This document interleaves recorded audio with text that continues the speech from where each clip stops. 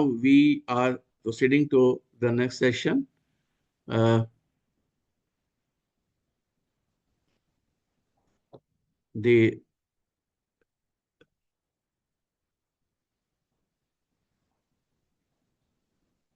Jan, हाँ sudden जी join कर लिया sir what's the name Shri NM N R Murali yes yes yes yes yes sir आगे sir. हाँ जी हाँ जी Okay, it's okay. So yes now it is the next session about the transformational leadership. So when I was searching for a resource person, at that time I was talking to my friend, uh, Mr. Majumdar, that who can be the best suitable for this. And he has suggested the name of uh, our former additional commissioner, Shri Anna Murali. And the moment he has said about Murali sir, I went back to my memories. I remember that when he was the assistant commissioner and he was promoted like deputy commissioner, I had sent a letter to him. And he was generous enough to respond the letter, although I was not knowing him. But he has written a great letter to me. So that shows that how affectionate he is about the education and educators. See, Anna Murli is actually the retired as the additional commissioner academics from Kendriya Vidyalaya Sangathan. And when he was there, he was implementing national education policy and transforming the schools under the PM Shri school, PM Shri scheme. So both are very crucial. One is national education policy, and second is PM Shri scheme. And it was the time when he has interacted with many educators, principals, leaders, and during this the whole journey from the PGT to additional commissioner, he was known as a gentleman educator. He provided academic and co-curricular guidance to many people. He supported innovation and experimentation in education, as his background is science. He believe in experiential learning with the holistic development, and his expertise includes many things. That is about the education policy, about the learning, about the pedagogy, about the growth, and many things. So we are lucky enough that sir is here with us, and he will let us know about the very interesting one, transformational leadership, as he is dealing with this throughout the educational career. He has transformed the leadership. So he is the best person because he has shaped a progressive and very interesting leadership to Kendriya Vidyalaya Sangathan, and he has brought the Kendriya Vidyalaya Sangathan and the new heights under his guidance. So I request, I welcome Shri Anna Murliji, and then I request him to bless all of us with his pearls of wisdom. Shri Murliji, please. Thank you, Dr. Sharma. Good evening, friends.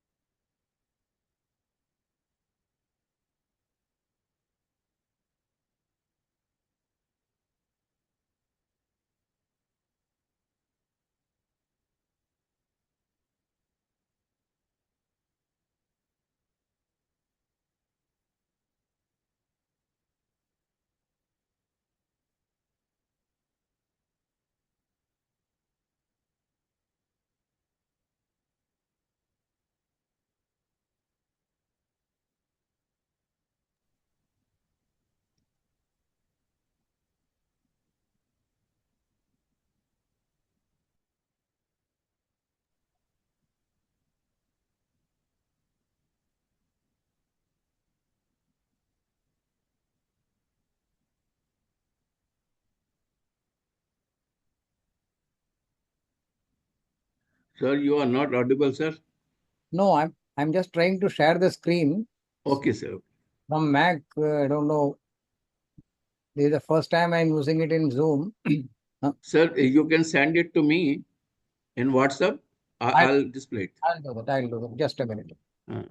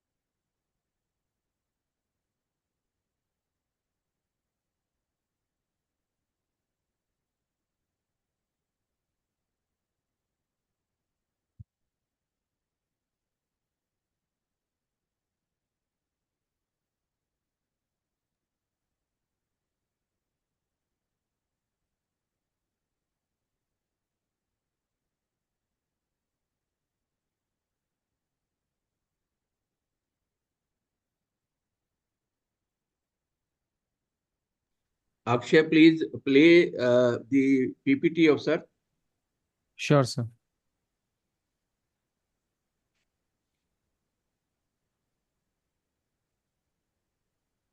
and follow his direction. Sure, sir.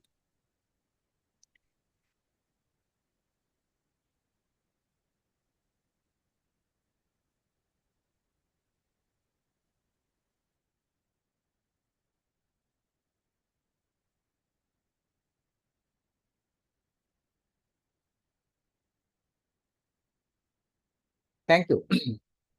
Good evening, friends. This is a just a minute. Just a Good evening, sir.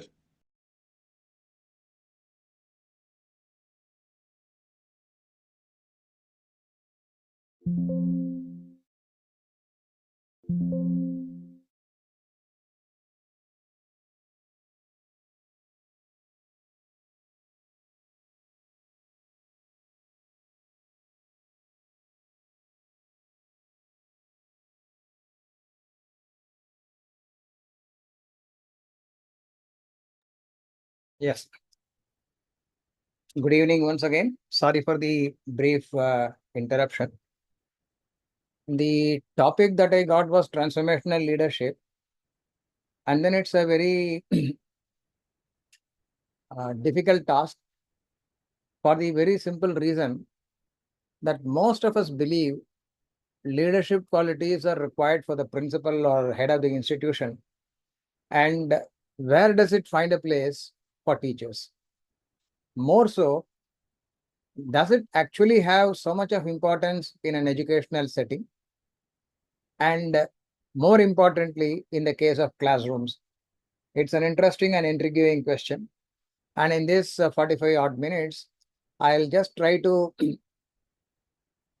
share what is this transformational leadership, and knowing the transformational leadership, how is it going to benefit a teacher, and how a teacher can use the ideas of transformational leadership in her or his class. Next, please. See, no, only,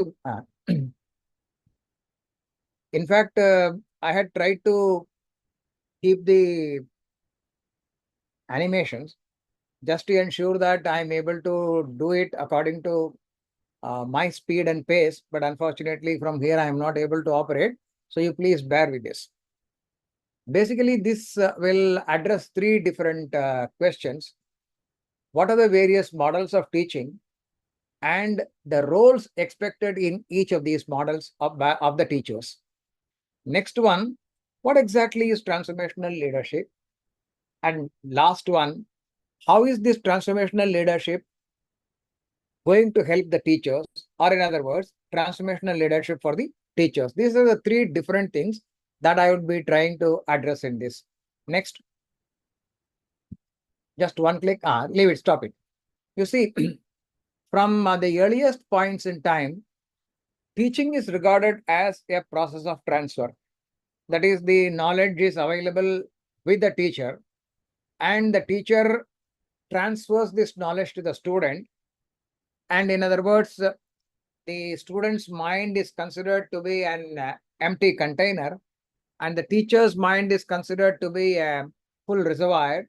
And therefore, the task of teaching is nothing but transferring the contents from the reservoir to the empty or blank container. So the earliest models of teaching mostly had this notion of transfer. Next. In the next level, the model of teaching was considered not students are not passive receivers. They also interact, they also have some role, and therefore the next level, it was thought of as some kind of a broadcast model. And in a broadcast model, there are supposed to be two elements: one, transmission, other, reception. Teacher is supposed to be the transmitter, learner is supposed to be the receiver. So in this broadcast model, teacher was supposed to be the transmitter, learner is supposed to be the receiver, and the active nature of the learner was first recognized in this model. Whereas in the earlier transfer model, active nature of the learner was not recognized. But here, the active nature of the learner was recognized. Next. But today, all over the world, people have moved away from the transfer broadcast models, and now the entire journey of education is being viewed as some kind of an exploration. If education or educational experience, what is the role of the teacher then? The role of the teacher then is to be a co-learner. So today, teachers are not just experts. Teachers are not just knowing everything related to that particular subject or that particular class, but teachers are expected to be primarily playing the role of a co-learner. Supposing if the teacher is playing the role of a co-learner, the entire class becomes a single team. Learners and the co-learner together, they carry out the activities of exploration. And therefore, if this is the model, then for any team to march in unison or march according to a plan or march to achieve a particular purpose, then someone has to lead. And who is that person? It is none other than the teacher. And therefore, the concept of leadership has gained acceptance and its role for the teacher in today's educational scenario. Next. Next. Say, when teachers' qualities or teachers' effectiveness or efficiency was analyzed, in the earliest times, what was being done was traits observed in successful or effective teachers were listed out. And remember that these traits include, starting from the most important, knowledge of the teacher, wisdom of the teacher, the ability to interact, and so on and so forth. But then this was only considering the impact of teacher's quality and nothing else. But then remember, the educational requirement of a child or a student does not just stop with one single interaction with the teacher, but then it includes the whole gamut of activities. Today, the curriculum just has classroom transaction as one part, and then the other parts are also gaining more and more prominence, and therefore studying traits alone is insufficient. Recognizing this, the world moved to the next. Next, please. Effectiveness study. Say certain schools were found to be effective, and then people started looking into the qualities in those schools, what is called as school effectiveness movement. Then parallelly, there was another study in which a school is considered to be an entity, and what is the culture and climate of that entity. Certain cultures, certain climates, they ensure good academic progress of their children, whereas other climates and cultures do not so. Therefore, people were doing this study also. But moving ahead from this effectiveness, culture, and climate, now we come to the last or the current ones. Next. Leadership. What is the role of leadership in the process of education in general, and for the school leader, namely the principal or the HM, and then for the teacher.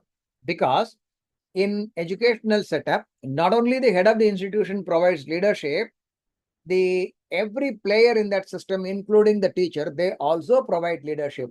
Because in addition to the classroom transaction, teachers do participate and are held responsible for various other activities in different domains.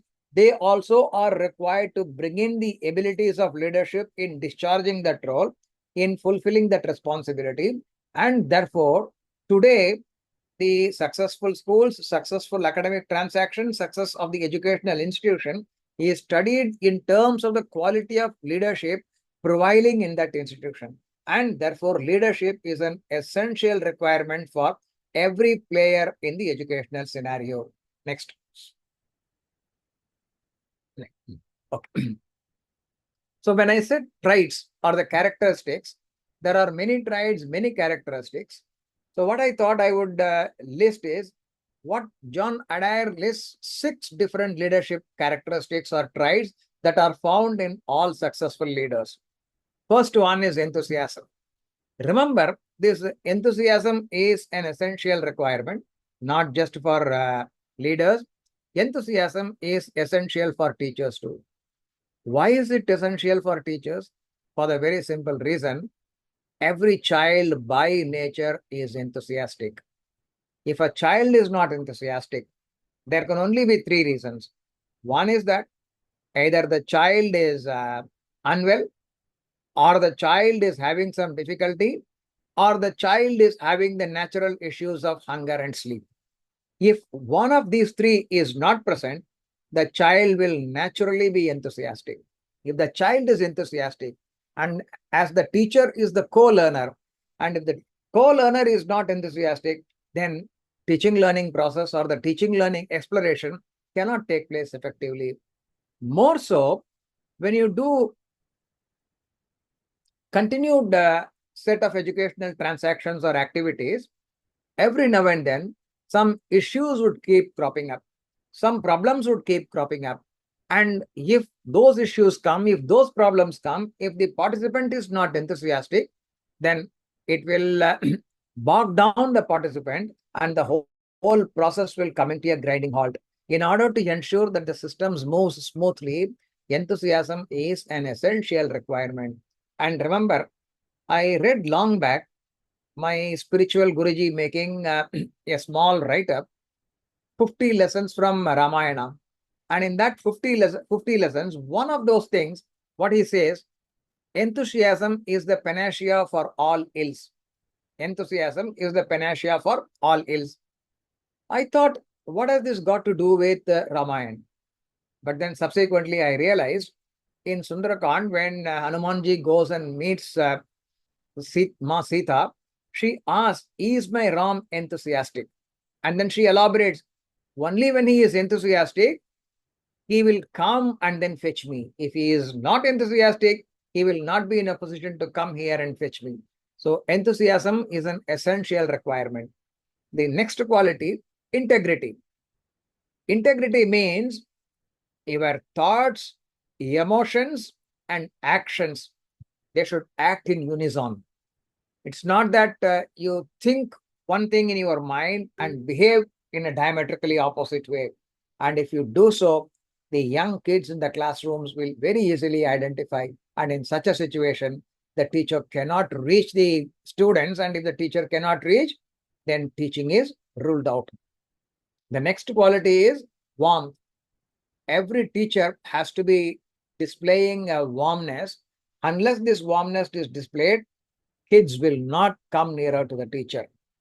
And the leader also has to have courage, and the courage only will ensure that the problems are faced. Next quality is judgment. Where is judgment required? You see, the exploration would provide a lot of situations where options have to be weighed and appropriate decisions have to be arrived at. And when options are to be weighed and decisions are to be arrived at, judgment is essential. If the judgment is not there, then decisions cannot be arrived at. It is equally true for a leader. Problems would come for the organization, problems would be faced by the institution, problems would be faced by the company, and the leader has to use her or his judgment in choosing the right course of action. And last but most importantly, tough but fair.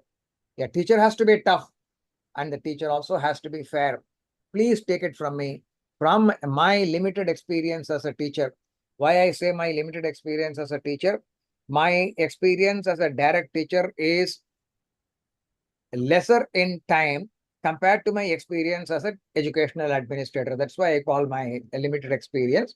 But then indirectly, I have had a lot of exposure. I have observed many situations, many teachers, many schools. And then wherever the teacher is tough but unfair, there only the problems come. Where the teacher is tough, at the same time the teacher is fair, problems had never been reported.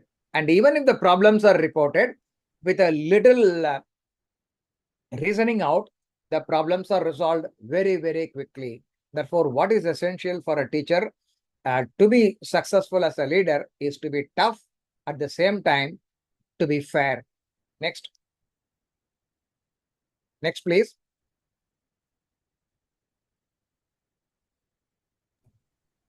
Just a second, sir. Okay, I'm waiting. No issue. I think this I would give a skip in the sense models of leadership. It started from traits, skills, styles approach, situational theory approach, contingency theory, path goal theory. All those things are not required at this moment. Whereas we need to be having certain idea about what transactional leadership is, what transformational leadership is. And the last one, team leadership, psychodynamic approach, these are all later ones. But then we need to have some idea of transactional leadership and transformational leadership. And in the subsequent slides, I will take them up one by one. Next.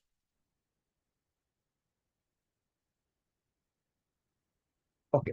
Before I leave it, let it be stopped. Before I move further, transactional leadership, it speaks about maintaining the status quo. A target would be given, and then it would simply be assessed whether the target is achieved or not. If the target is achieved, not much would be there. But if the target is not achieved, then there will be negative feedback, then there will be negative consequences. And that is how transactional leadership is. Say, for instance, when it comes to the classrooms, what is the role of a transactional nature? In the transactional nature, teacher would be assigning some work to the students. Students would be carrying out the work, and thereafter they would be submitting the work that's been done by them. The teacher simply rates or grades that work and then gives either certain numbers as marks or certain symbols as grades. So in that, this much is only a transaction. It's only viewed as a transaction, and the transaction is not helping the purpose. And understanding this, why people say evaluation also, people have reduced this to such a simple thing, and that is why there is this very famous saying, evaluation is not just to prove learning, but to improve learning. If at all there has to be an improvement, then it should have elements of transformation. The term next. The term transformation itself indicates that we are looking for certain changes, or in other words, more specifically, we are looking for certain transformation. Therefore, transformational leadership is a process that changes and transforms people. Now, a child comes to the school, a child gets into the class, it enters the class in one particular state. That state includes the physical, emotional, and intellectual state, three different parameters: physical, emotional, intellectual state. But then at the end of the year, at the end of the session, again the child will be in another set of state. And if the transactions have actually happened according to the plan and the desired performance, then the end state would be much, much superior to the initial state. And therefore, the process of teaching itself is transformational in nature. And therefore, the similarity between transformational leadership and the transactions in the classroom are very, very large. Next. Transformation is connected with emotion, values, ethics, standards, and long-term goals.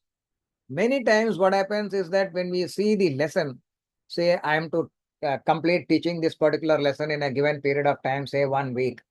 So I am more interested only in that short-term content and the question answers or the problem solving from the examination point of view and restrict it with that. In that case, we miss what is that long-term goal. And the NCF 2023 very clearly says the starting from educational aim to the learning outcomes, educational aims to the learning outcomes, that entire matrix of 5-6 attributes, every teacher should be knowing. So if you know that, then you can integrate all and accordingly you can transform the child. Next. It includes assessing followers' motives, satisfying their needs, and treating them as full human beings. Learners are not to be treated as some kind of machines, rather they need to be treated as full human beings. In that case, we need to know what their motives are, and we also need to know what their needs are. And once we know the needs, then we can satisfy the needs and complete treating them as full human beings. If these elements are there, only then it can be a transformational leadership. Next. And remember, all these things are done using an exceptional form of influence. And this influence moves the followers to accomplish or achieve more than what is normally expected of them. And here, let me tell you, it is paramount for a teacher to know what is the potential of each individual student in the class. Supposing I know the potential of a child is to score center. And if the child is securing 90% marks and the class average is just 60, I should not be happy with this 90, because compared to the class average 60, this 90 is above the class average. But then if I make a comparison with the potential of the child is 100, whereas the child has scored only 90, and therefore the child has underachieved. And this underachievement needs to be appropriately addressed. If it is not addressed, the child would continue to underachieve. I may be thinking that the child had done better than the class, whereas compared to the potential, child has not done better. And therefore, every teacher needs to know individually what is the potential of the child. And remember, if we know the potential of the child, then only we can address the transactions. I am incidentally reminded of a very personal experience. I think it is possibly in the second year of my teaching. In one of the parent-teacher meetings, a parent came. The parent was perturbed. I was a teacher of physics. So most of the parents have the ambition of seeing their wards get admitted into a college of engineering or a college of medicine. And this boy was not scoring that kind of a marks that could take him to a college of engineering. So he was worried. The parent was worried. The parent asked, Mr. Murali, I had put my son for all kinds of coaching, and I am seeing that as an academician myself, because he himself was a professor, academician myself.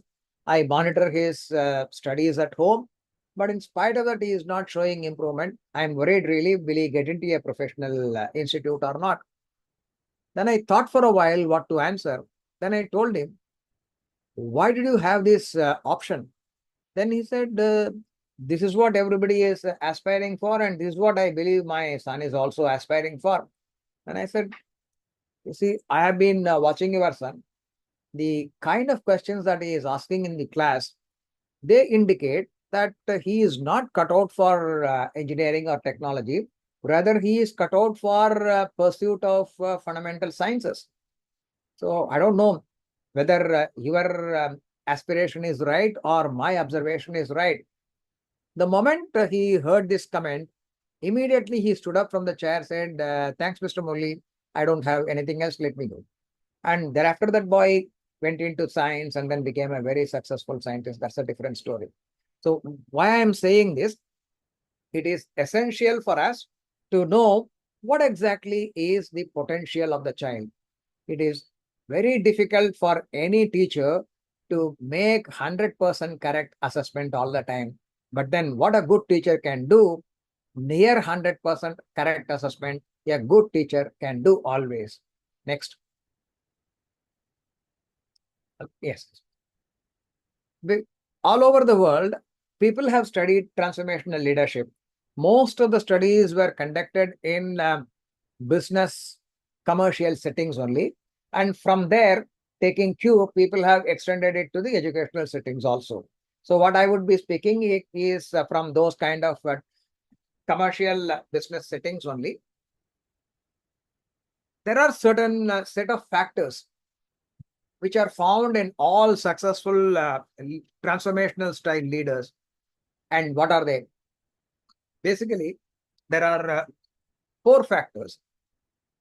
The first factor is idealized influence or charisma. Idealized influence or charisma. You see, all such transformational leaders, they act as strong role models. And you extend it to the classrooms. All successful classes where the academic achievement of the students is high, teachers definitely serve as good role models. So they act as strong role models. Followers want to emulate them. And remember, learning actually takes place in one of the 2 C's. Either learning is an imitation or learning is an inspiration. And both for imitation as well as inspiration, the person, the teacher, the co-learner has to be an inspiring influence. So therefore, the students would follow and emulate what the teacher is.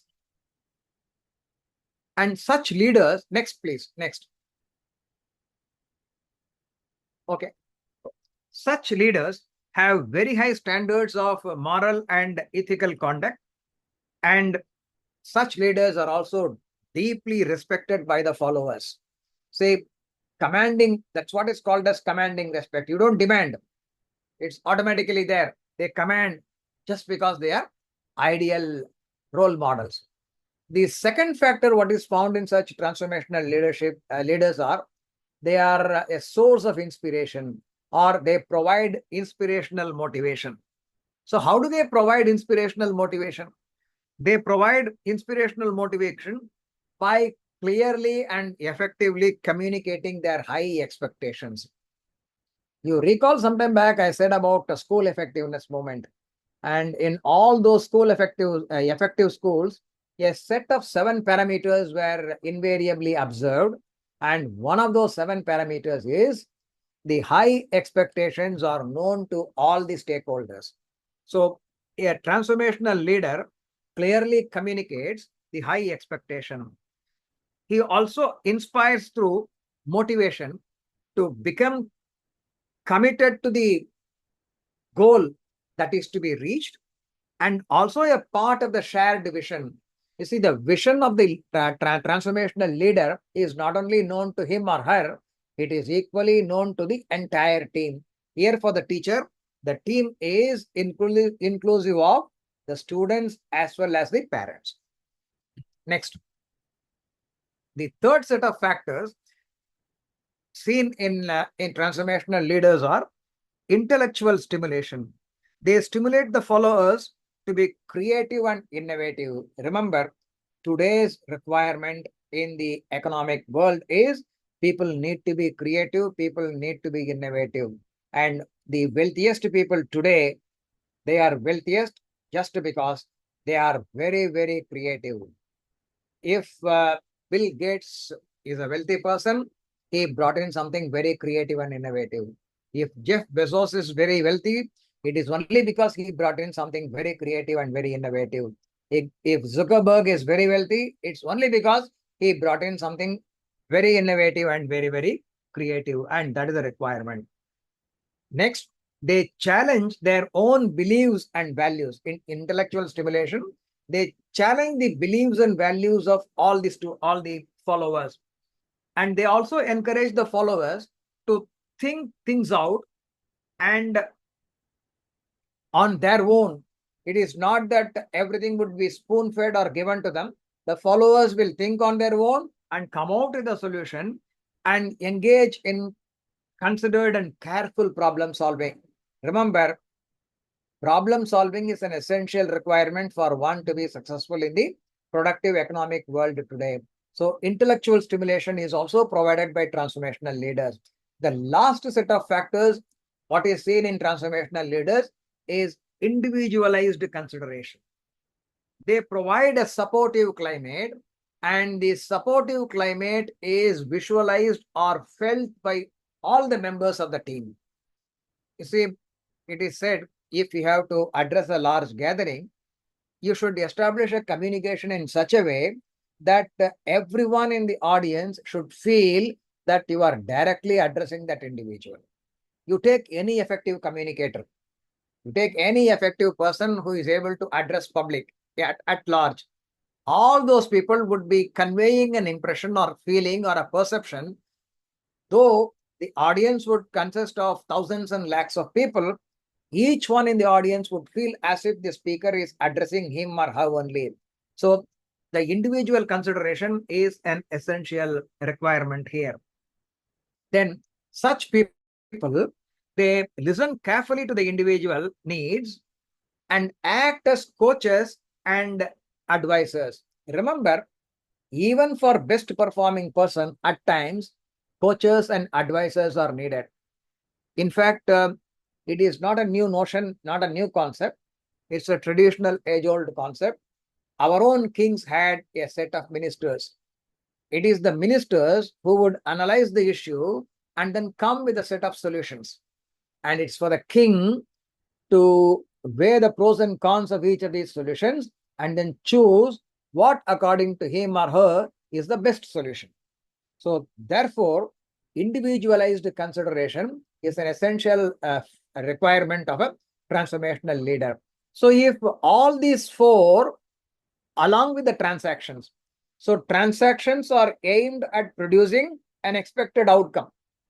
So in addition to that, if these transformational factors are there, then the performance will be much beyond the normal expectation. And it's only very few people who can achieve, but then the society today requires everyone becomes a transformational leader in his thing. And in fact, the NCF 2023 devotes two specific chapters, part D and part E, rather two parts, part D and part E, how a teacher, a school administrator, and a policymaker can play the role of transformational leaders at their respective levels. Normally, as teachers, we would be reading only the portions that are restricted to or confined to our own part of the curriculum. Say I'm a language teacher, I would be focusing only on that particular aspect. I'm a mathematics teacher, I would be focusing only on that much. Rather, every teacher should read parts D and E of NCF 2023, which speaks about these things in a slightly different way. Next. Next, please. Yes. Now, when you apply these transformational leadership qualities from research to the context of a teacher, what a teacher is required or expected to do? First and foremost, the teacher has to develop a classroom vision and effectively communicate this vision. When I say vision, it is not just a simple statement that, okay, in my class, the average score would be 60%, or the average grade would be B1, B2, something. Nothing of that kind. Vision is something beyond. Let me get into the details a little later. Next. A teacher has to inspire and motivate all the learners in the class. As I said, the quality in the earlier parts, it is exactly the same. Next.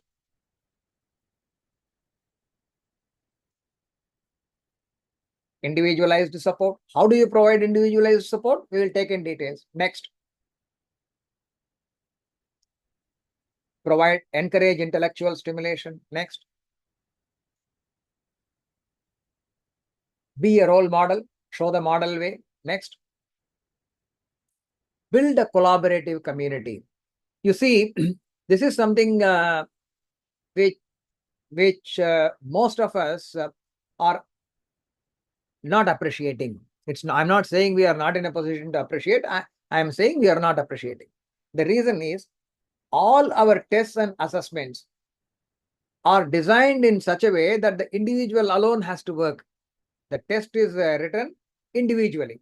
Question paper is given. The learner has to write the test and the results are declared. And that only judges the individual. But you move to the place of work. No individual can work today. Even in research, it's only teams of people. Majority of the publications today are collaborative effort. You will have either a pair of authors or 3-4 authors. And if it is a big experimental work, then the team of collaborative authors would be really very huge in number. Because it is a very, very what to call complicated, comprehensive process. One single individual cannot achieve it. And in a commercial world also, one single individual cannot do any work. Rather, it is the team that has to do the work, be it manufacturing, be it selling, be it accounting, or be it any other service that's being provided. It's only the team that provides, and therefore, learning also should be made a collaborative activity. So the teacher needs to build a collaborative community. Next. Now, we move into the specifics on each and every one. Classroom vision. So develop a clear motivating goal that goes beyond the usual marks and grade. Say, for instance, I'm a language teacher. So I can say, if that particular curricular content focuses on creative aspects of the language, then I can say that, yes, the purpose of this class is to read and appreciate literature and also make literary contributions. It can be something of that kind. Say, I'm a mathematics teacher. This class will learn mathematics and use the mathematics learned in real life situations. So if I am a science teacher, say this class will learn, say, physics at this grade 11 and use the concepts of physics in carrying out projects related to this particular issues, maybe energy conservation, maybe fossil fuels, so on and so forth. It can be anything. But then that goal needs to be beyond the usual marks and grade. Otherwise, it is not vision at all. If you are going to give only number, it is not vision. Next. And of course, I have given a few examples. You can also think of your own example and you can continue to come up with different examples. Remember, in the beginning of the session, if you ask your own students, let me tell you, today's students, they set their eyes on what they want to become, say, 15 years from that point. I had interacted with the students in the age group of 5 to 17 years in many parts of the schools all over the country. And I'm amazed at some of the young kids as low as in class 3 or 4 who have a very clear vision of what they want to become when they turn 24, 25 or so. That means clear 15, 17 years ahead of time, they know what they want to become. So that kind of capability our learners are having. So it's for the teacher to have a session in the beginning of the academic session, at this 1 or 2 periods in the beginning of the academic session, and go for an elaborate open discussion and then finalize what is the collective vision or collective goal for the school or for the class for that matter in that particular session. Next. When such a vision is available, what is the purpose or what is the benefit? the students' work becomes meaningful for them. Once it becomes meaningful for them, it boosts their engagement. And remember, one of the fundamental psychological findings is that the more a learner is engaged with the task, the better is the learning outcome. So if the students' engagement is improved, naturally students' learning can be improved. Next. Move to inspiration and motivation. So in order to inspire and motivate, be enthusiastic and expect the same enthusiasm in all your students. Of course, when the teacher is enthusiastic, by and large, most of the students will be enthusiastic on their own. If not, find out what is the reason for it and see how best you can address it. Next. Use storytelling or real world problems to spark excitement. Excitement is an essential requirement. Remember, there is a very interesting constructivist way of handling classes, the 5E model. And in that 5E model, you pose a problem or a real life thing and then excite people. Excitement is an important phase for students learning. Next. Link lessons to the students' interests or future goals. Many times, lessons appear to be not serving any purpose related to the life. Even today, when I am living in Tamil Nadu, there is this issue which is very, very seriously being addressed. Should people learn a third language? And if you give an option, most of them would prefer Hindi. How is Hindi going to help them when English can take them to reach all over the world? People give all kinds of reasons, but people, I believe they don't make a deep analysis. And very recently, I came across a research report which says with the social media pervading human lives, the ability to think deeper is declining. People have documented. I have just seen a set of tweets.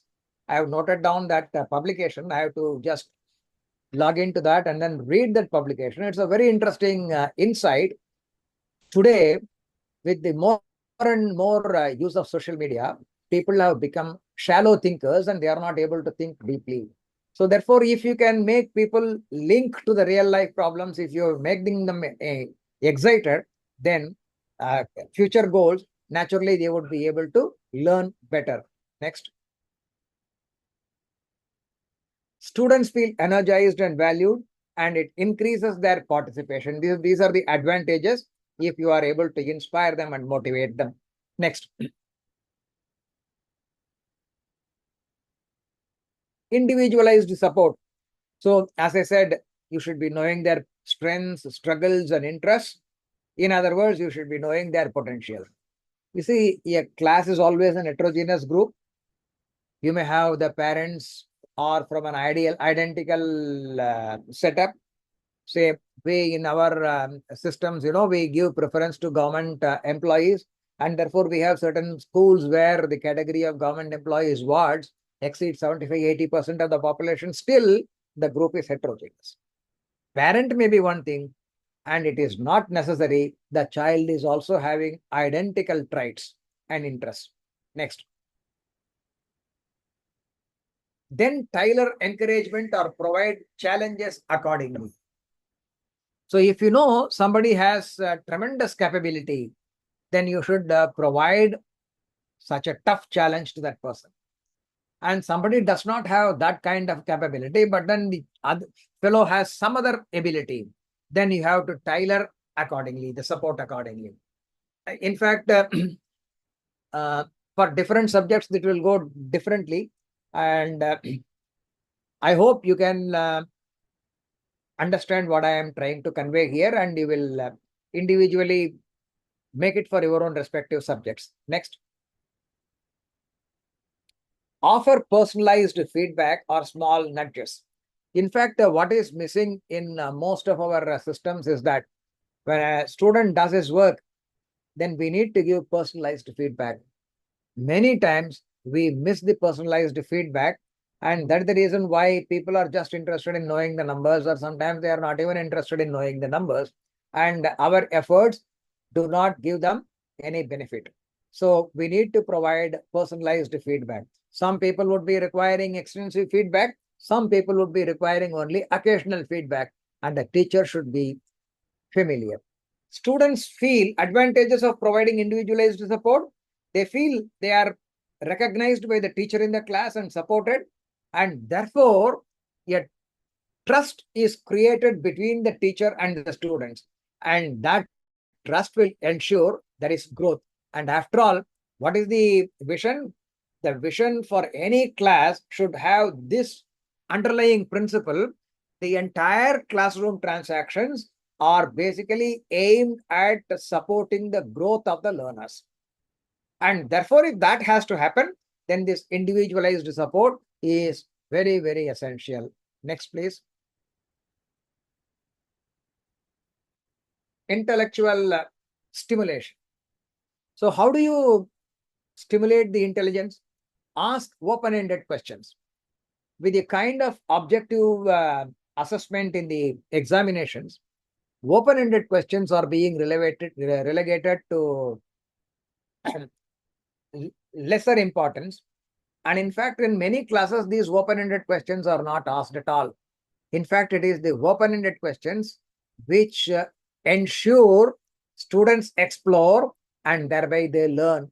Therefore, you need to provide intellectual stimulation by asking open-ended questions. Next. Not only that you ask questions, you also push the students to ask questions. When they ask questions and explore, they think creatively rather than just memorization. I told you earlier also, memorization will give you a very little return compared to the ability to think creatively and solve problems. Thinking creatively and solving problems will fetch much superior returns than rote memorization. Here again, I am reminded of a very, very personal experience of mine. When I started my teaching, I went to my spiritual religious guru to seek his blessings. And then he gave sufficient time. And in that sufficient time, he asked me one question. And what was that question? That question was, do you encourage your students to ask questions? I said, I allow my students to ask questions. And he said, no, I'm not asking whether you allow or not, whether you encourage or not. Then he said, if you want your classes to be interesting, if you want your students to learn, you need to encourage them to ask questions. So if you don't encourage them to ask questions, not only that they will feel bored, you also will feel bored. And when both the teacher and the students are bored, how can learning take place?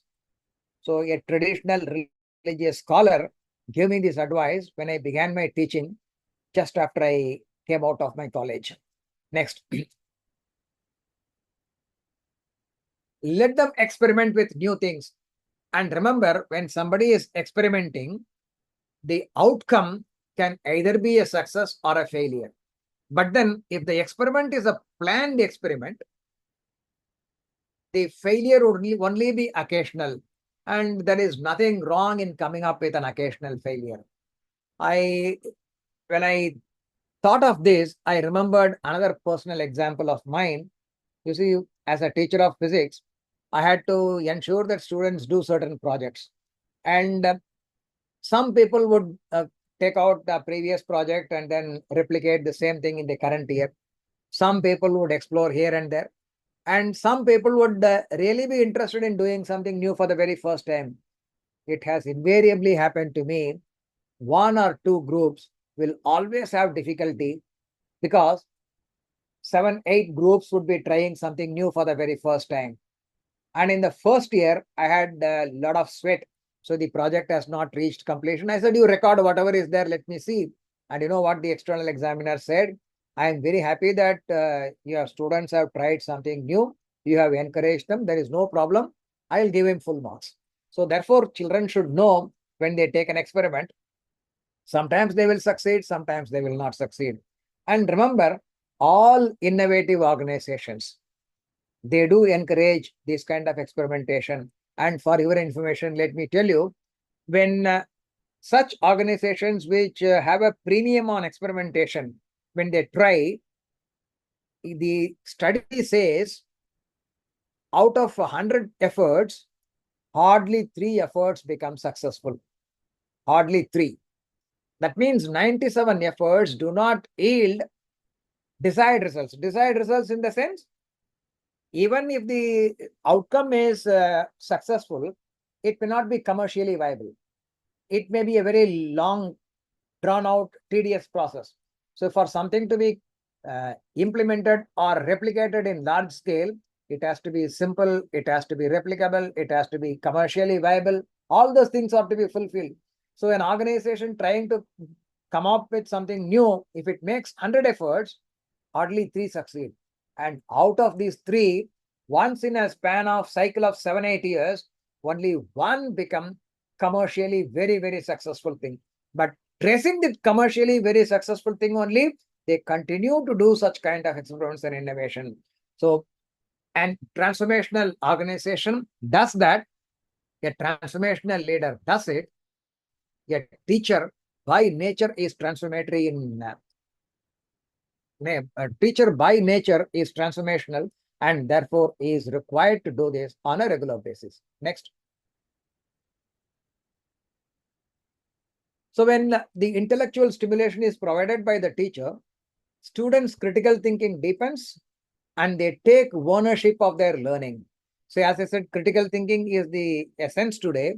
Otherwise, any ordinary question you put into any of the AI solution today, umpteen AI solutions are there. In fact, this list of factors that I am discussing with you, I took it from an AI solution only. I was just toying with so many things. So I put a list of those things to the AI solution and then wanted it to fine tune. So it gave me these things. So what I'm talking to you is also part of that AI solution. So when that is there, we need to develop the ability to think deep in our classrooms. And that requires intellectual stimulation. Next. Model the way. I think I'm nearing my time, so I'll just be a little faster.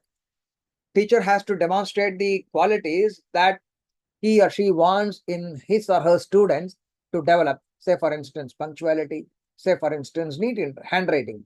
I remember we had a teacher in our college days whose handwriting on the blackboard used to be exactly identical to how you used to write on a piece of paper.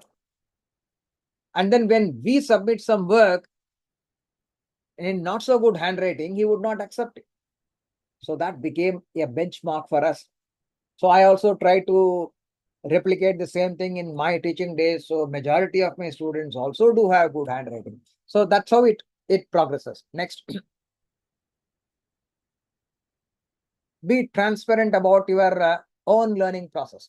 You see, it's not that everything can be learned very easily by everyone. Somewhere learning can be quick, somewhere learning can be difficult. And as a teacher, we also had gone through the entire process. So we need to share with our students what was easy for us, what was difficult for us, how did we overcome those things, and so on. Next. Let the students experiment, even if it leads. I think there is some mistake here. Okay, I didn't hear. Next. I should have deleted this, sorry. Students emulate the desired behavior, building a classroom culture of effort. Remember, psychologists have found for learning to take place, there has to be significant effort on the part of the learner. And if you model the way, then if students do emulate you, then they understand without effort, learning cannot be there. And therefore, the entire classroom class becomes an authentic place of learning. And that is the requirement for a transformational teacher, that my classroom is an authentic place for learning. Next. Build a collaborative community. I think you can click next. So when you build a when you make teams in the class, see that the successes are celebrated. They will feel connected if there is group work. They will feel connected, reduce isolation, and boost morale. You see, the electronic gadgets today, in the name of virtual connection, is physically isolating people. But a classroom can overcome that. Next. I think I can stop here because I have already reached 5:45. The next session would be due in time. I'll stop it here. And since the presentation is shared, you can have a look into it. I'll request Dr. Sharma to share it with each and every one of you. And take questions if you have any for the next few more minutes. Thank you.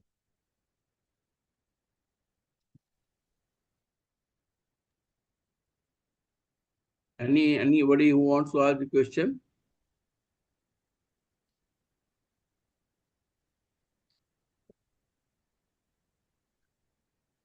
No, explained very well. It's actually challenging to address a screen without seeing people. Anyhow, So it's a wonderful session. Again, as usual, a trademark session, a learning endeavor for all of us, sir. Thank you so much. You are always a model for us, inspirational model, and at this is also we can learn a lot from this session. Thank you, sir, once again. Majumdar, thank you. Thank you. Thank you, sir. It was actually a spellbound experience, and I should not rate, but it was outstanding session, and I truly appreciate to see that you have broken this difficult concept to the simple one and given real world examples. It was so easy to understand. The way you have kept the session engaging was amazing. I mean, without showing any film, any video, anything, you have painted the entire landscape in a beautiful way.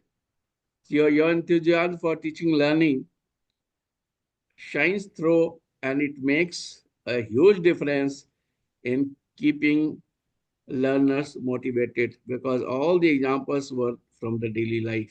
I hope that our educators will learn from this. And thank you very much. Now I request Pompeo Majumdar to please extend a vote of thanks. Good evening, everyone. It has been such an honor to be a part of this wonderful program. On behalf of Bhavan Tripura Vidya Mandir, I would like to extend my heartfelt gratitude to our esteemed guest and the key speaker of the second session, Nat Murali Sirji. Namaskar, sir. Namaskar. Namaskar. I'm really very highlighted to speak before your session about the transformation leadership. The role of the teacher in transformation, the leadership, how the teachers play a role in the classroom as well as inside and outside the school periphery. Teachers are the expert in playing the role of a co-learner. Evolving the approaches in the study of a teacher and the school, the leader should have different characteristics, like they should be enthusiasm, integrated, warmth, courage, judgmental. At the same time, they should be very tough, and of course, they should be fair. Now, what does the word transformational leadership means? It is a process that changes and transforms the people. This transformation leadership has three different parameters. It is connected with the emotions, values, ethics, standard, and long-term goal. We also fulfill the need of the learners as a teacher. Our characteristics should be, we should have the full-term involvement and also have the exceptional form of influences that moves the followers to accomplish. Every teacher should individually know the potential of every child. Sir also explained the transformational leadership factors. The factors are learning is an imitation or the inspiration. Teachers should inspire the learners time to time. Teachers are playing the role of a model in the society for which they are respected or honored by the parents, the society people, and of course by the learners. Build a collaborative community skills. The teacher should keep the student engaged in storytelling to spark the excitement. The 5A model, the enthusiasm and should have a linked lesson to the standard of the students for the future goal. Personalized feedback, of course, should be taken to upgrade each and every student in the classroom. We should allow and encourage each students to ask questions in the classroom. So many things are ventilated by our respected sir in this second session, and we are very, very delighted and really helpful that whatever we have learned from our Murali sir ji, we will remember throughout our life. Thank you, sir, once again for allowing me to speak in this program. Finally, I would like to thank to our respective Dr. A.K. Sharma Sarji for having faith on me. Thank you all for listening to me. I am here to render the vote of thanks regarding the second session of this program. Thank you once again. Namaskar. Thank you, Anand. Thank you. Thank you, you, sir. and thanks, Dr. Sharma, once again. Thank you. Sir, somebody has sent me one very small clip. So just I want to show that clip to you. Okay, okay.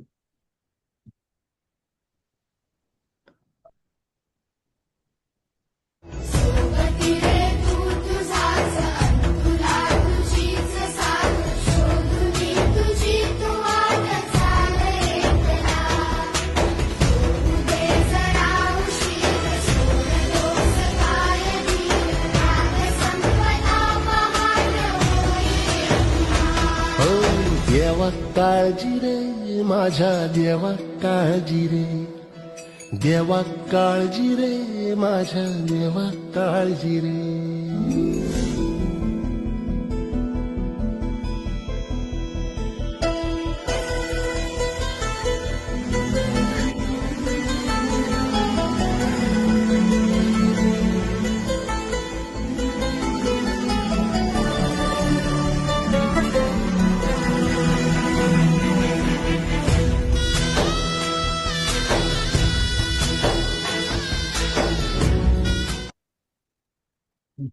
So if the leadership is good, then forget about the persons. Even the animals have the full faith in the man who is leading.